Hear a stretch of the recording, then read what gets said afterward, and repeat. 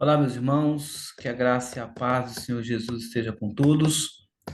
Nós vamos hoje para a nossa última aula de teologia do culto ou liturgia. E nesta ocasião, eu quero, portanto, encerrar, né, a nossa aula, trazendo alguns pontos assim essenciais, né, essenciais da nossa disciplina, que é justamente falando sobre o líder e o entendimento do culto. Já falamos um pouco sobre essa temática, né? O que é o culto, né, a quem é prestado e como oferecer um culto agradável a Deus. Aliás, nós vamos encerrar justamente falando dessa temática. É, nós sabemos a palavra, só para o nosso conhecimento, essa palavra que culto, que vem do latim, né, uma palavra que significa adoração ou homenagem. A palavra em si, isolada do seu contexto, o culto, né, a palavra culto, tirada do seu contexto, ela pode ser aplicada a qualquer outra coisa. Então, pode ser uma homenagem a alguém, pode ser uma homenagem a uma divindade, a uma coisa, ah, honrar, cultivar. Então, essa expressão em si, isolada do seu contexto, ela pode ser atribuída a outras coisas e não ao Deus único. Por isso que, obviamente, que ela precisa ser aplicada dentro do seu contexto. O que é cultuar? Cultuar é homenagear alguém ou um ser. E, obviamente, que pode ser um culto à pessoa, ao ser humano, mas em relação ao cristianismo, o culto, a homenagem, a honra é a Deus. Então nós cultuamos, nós homenageamos, nós adoramos a Deus, tá? Então isso ah, acerca do significado da palavra culto. Então veja. ah, E aí nós vamos à questão propriamente do cristianismo. Se culto é homenagem a alguém, a questão é quem é cultuado? E aí nas tradições do cristianismo, na tradição do cristianismo, obviamente, nós cultuamos a Deus. Deus enquanto sujeito. Deus é o objeto do nosso culto, tá? Deus é o objeto do nosso culto. E, obviamente, o Deus que é o objeto do nosso culto, ele deixa na sua palavra a forma como nós devemos cultuá-lo, como devemos adorá-lo, como devemos nos aproximar dele. Vocês já viram isso no artigo que eu passei para vocês e nas aulas a gente tem aprendido, vocês também têm visto isso. Então, o Senhor, então, ele deseja ser adorado e para adorá-lo, nós precisamos, de forma agradável, nós precisamos fazer isso de acordo com os princípios que ele mesmo estabeleceu. Então, às vezes, e aí tem uma diferença que a gente precisa observar, né? Porque o que acontece? A tradição católica romana vai dizer que tudo que não está prescrito na Bíblia, ela é passível de aplicação. Então, na Bíblia não está falando sobre dança, por exemplo, mas só um exemplo. Mas se não está falando é porque pode. Já na tradição reformada, nós entendemos que só devemos praticar aquilo que está na Bíblia. Se não está na Bíblia, nós não devemos colocar em prática no culto, porque conforme eu já até disse, é um elemento estranho ao culto. O culto tem os seus elementos. Nós já vimos quais são os elementos que devem fazer parte do culto cristão. Nós já vimos isso. Então, veja, Deus não deve ser cultuado Deus não deve ser cultuado de acordo com a nossa imaginação, mas da forma como ele mesmo estabeleceu. E aí nós precisamos fazer duas divisões aqui, né? A unidade individual e a unidade corporativa, porque quando cultuamos a Deus, nós o cultuamos individualmente, sim, na nossa casa, mas quando estamos em assembleia, nós o cultuamos de forma corporativa. E essa ideia de que eu vou vir para a igreja, mas eu vou prestar o meu culto, não importa quem esteja do meu lado, não. O culto na igreja é um culto corporativo, é o corpo de Cristo que está adorando. Nós o adoramos juntos, coletivamente. Isso precisa ser o nosso entendimento enquanto estamos cultuando ao Senhor em assembleia solene, tá? Em assembleia solene. Nós já vimos a questão da diferença, né, tanto do Antigo quanto do Novo Testamento para o culto, já vimos a questão dos elementos do culto, essas expressões que a gente não deve usar, né, culto dos jovens, a, culto infantil, culto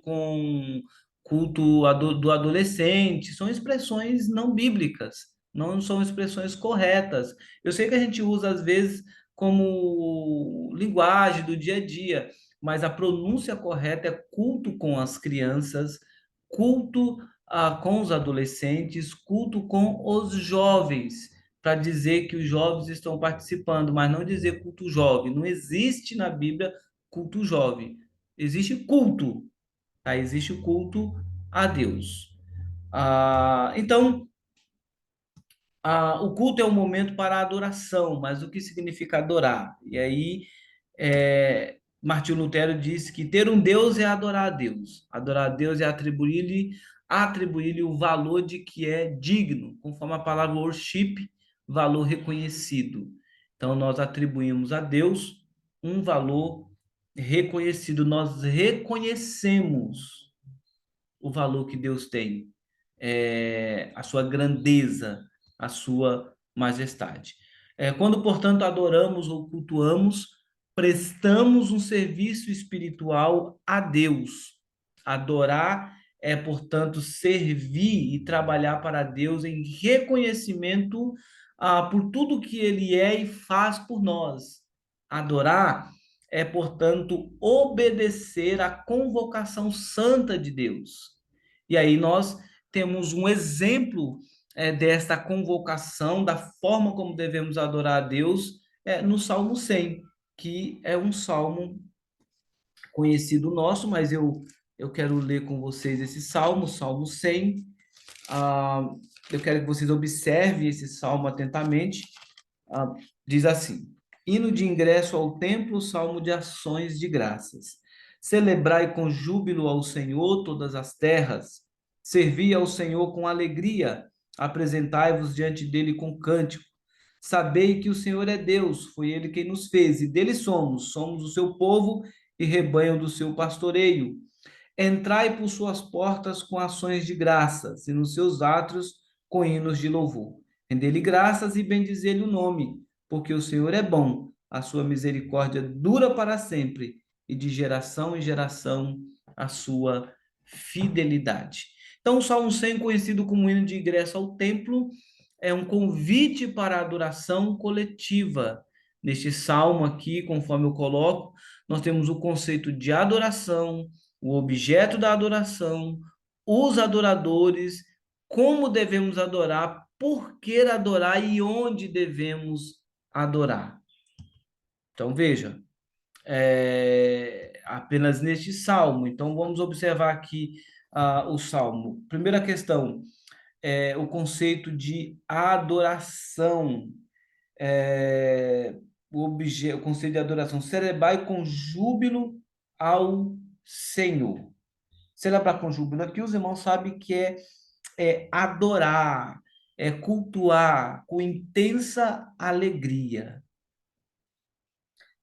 Quem deve fazer isso? Convite é estendido a todas as terras, a todas as terras. Servir, celebrar com júbilo ao Senhor. Então, o objeto da nossa celebração é o Senhor que deve ser celebrado, é o Senhor que deve ser adorado. Então, veja, os adoradores, quem são os adoradores? Todas as terras são convidadas a adorar, mas nós sabemos que só os filhos de Deus adoram verdadeiramente, porque o ímpio não adora. Nós adoramos porque nós o conhecemos. Aí ele continua. é, os adoradores aqui, então, como devemos adorar? Aí ele diz: servir com alegria, apresentar diante dele com cântico, entrar por suas portas com ações de graças, nos átrios com hinos de louvor, render graças e bendizer o nome. Olha, tantas coisas que ele colocou aqui para nos ensinar como devemos adorar. Adorar com alegria, apresentar diante dele cantando, a apresentar diante dele, agradecendo com ações de graças, nos colocar na presença dele com hinos de louvor, bendizer, ou seja, louvar o nome do Senhor. Isso é a forma como eu e você devemos nos apresentar diante de Deus, como devemos adorar. Aí depois ele vai dizer por que que nós devemos fazer isso. Primeiro, nós somos dele, nós somos dele. Sabei, verso 3, sabei que o Senhor é Deus. Saber que o Senhor é Deus aqui envolve um conhecimento, envolve um conhecimento que nós temos dele. E é muito mais do que conhecer teoricamente. O seu verbo saber na língua hebraica é saber por meio de um relacionamento. Então, eu sei quem é Deus, eu sei quem é o Senhor. Uma vez que eu sei quem é o Senhor, eu me apresento diante dele com esse reconhecimento. Nós somos dele, nós fazemos parte do rebanho dele, nós somos pastoreados por ele, o Supremo Pastor. E aí ele continua dizendo: o Senhor é bom, a sua misericórdia dura para sempre, de geração em geração, a sua fidelidade. Por que adorar? Por que adorar? Porque nós somos dele. Porque nós somos dele. A Confissão de Fé de o Breve Catecismo, aliás, de Westminster, ele começa dizendo qual é o fim principal do homem. O fim principal do homem é glorificar a Deus e gozá-lo para sempre. Então, quando eu estou adorando a Deus, eu estou cumprindo o propósito da minha existência, que é glorificar a Deus. E aí, segundo, porque ele é bom, o Senhor é bom, o Senhor é misericordioso, a misericórdia do Senhor não é uma misericórdia pontual, ela é contínua, dura para sempre. E Deus é fiel, é autêntico, é verdadeiro. Deus a quem nós servimos é verdadeiro, é autêntico. Não há falha, não há adulteração, não há mescla no Deus que nós servimos. Tudo isso nós vemos no Salmo 100. E é por isso, meus irmãos, que o culto é justamente isso. O culto é uma resposta que nós damos a quem Deus é. Por isso, quando nós, na liturgia, os irmãos devem observar, aqui eu sempre falo, convidar um irmão para uma oração de adoração, é justamente isso, nós entramos na presença de Deus adorando. Como adorar? Então a gente tem que trazer à mente aquilo que Deus é, aquilo que Deus fez, aquilo que Deus faz nas nossas vidas, e aí com esses elementos nós adoramos o Senhor. Essa é a forma correta de se cultuar a Deus. Dessa forma, portanto, nós devemos pensar, obviamente, na nossa vida de adorador e pensar, obviamente, no culto cristão a partir dessa perspectiva, tá? A partir dessa perspectiva. Porque, veja, nós, como povo de Deus, somos convocados por Ele para adorar. E aí, a teologia do culto vai nos mostrar como fazer isso. E é importante nós entendermos, e eu acredito que foi de grande valia a nossa aprendizagem até aqui, porque, veja bem, nós precisamos saber a forma correta de adorar o Senhor e por que fazer isso. E aí, como líder cristão, eu e você precisamos ter um entendimento correto do culto a Deus, um entendimento correto de como deve ser a nossa postura em culto ao Senhor. Sendo assim, as aulas que tivemos visaram justamente isso, trazer de uma forma muito objetiva essas lições acerca do culto cristão, tá bom? Então, a nossa disciplina de teologia do culto está encerrando. Na próxima semana, nós devemos começar uma nova disciplina, novas disciplinas, aliás, porque essa semana nós vamos encerrar, hoje nós estamos encerrando teologia do culto, e na quinta nós encerraremos panorama do Novo Testamento. E aí nós vamos, a partir da semana que vem, entrarmos em outras matérias da nossa, do nosso Instituto Teológico, tá bom? Deus abençoe os irmãos. Ah, os irmãos que ainda não entregaram, né, a declaração de leitura, os irmãos podem enviar lá para a secretaria da igreja, e aí a gente conclui esse primeiro módulo aqui, que é teologia do culto. Deus abençoe os irmãos e qualquer dúvida, estou à disposição. Deus abençoe.